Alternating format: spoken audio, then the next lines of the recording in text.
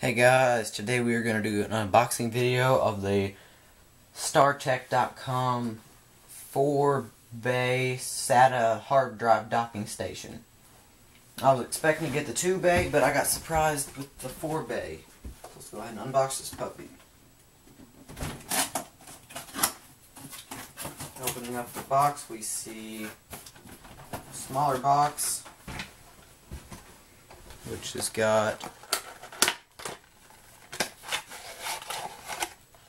our power brick. Very odd plug, so hopefully that never breaks. Come on, focus. Focus. And it actually looks like a PS2, so it's kind of odd. And then we got, oh my god, we've got a problem. Maybe not. We've got a European power adapter, some other power adapter, but no American one. Wait. Okay, thank God we have an American one. Thought we were gonna have a problem. It's odd though. I've never seen these in person, so that's very odd. Keep those aside. I guess I'll be using the American one for obvious reasons. And then we got a SATA cable, which scares me. eSATA. Hopefully this one does not require eSATA, because I cannot give that. USB 3. And the unit itself. I really hope I don't need eSATA, because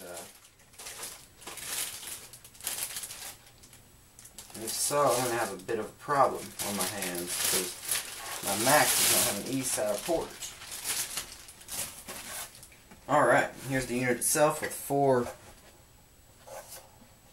hard drive bays and a warning: data transfer.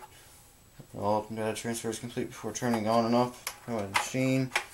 Take that little warning tag off. We do not need that. Okay.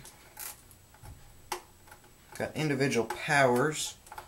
So let me just get this off here. Of course, it's one of those paper type of stickers that doesn't come off easily and just keeps ripping. So let me peel this off slowly here. Oh my god. There. Hopefully this will run on USB instead of eSATA, because I don't have eSATA. But there's that. We've got power buttons for all of them, eject buttons for all of them.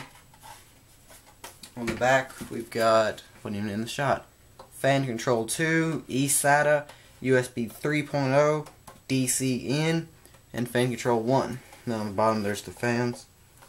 So I'm going to hook this all up, put it somewhere on the desk, and then I will give you a little running action of it.